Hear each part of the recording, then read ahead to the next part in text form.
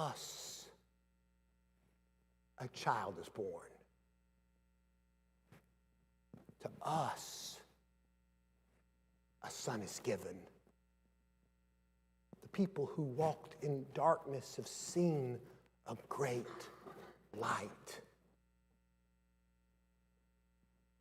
Hasn't there been a moment when you heard that word as a word for you out in the fields of your own life, in the midst of your own darkness, and you knew that in the midst of it all, God loved you, and God saw you, and God was with you, and God was holding you, and you knew the deep and abiding joy that came in the knowledge that you were not alone?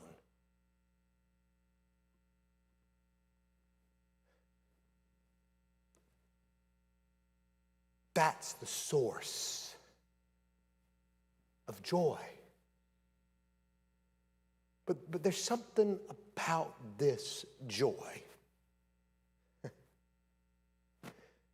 This joy is not just meant to be a gift we receive in wonder and awe.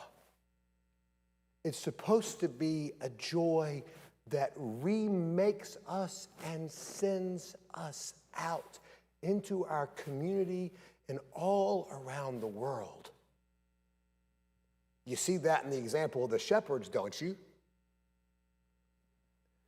They see the angelic choir.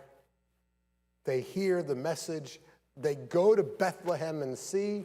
And then what do? They leave and they go glorifying and praising God for all they have seen and heard. They don't just receive joy, they become instruments of it. The joy they receive becomes a quality of their lives as they dash and dart away from the manger as people who have been changed. And I want to say to you that as Christians, we are called not just to receive joy, but to carry it out in the world, because the world in which we live is filled with people who believe that they are walking in darkness, people who feel hopeless and abandoned, people who are frightened and alone, people who can't imagine that the God who stretched the spangled heavens would care enough about them to want to be in relationship with them.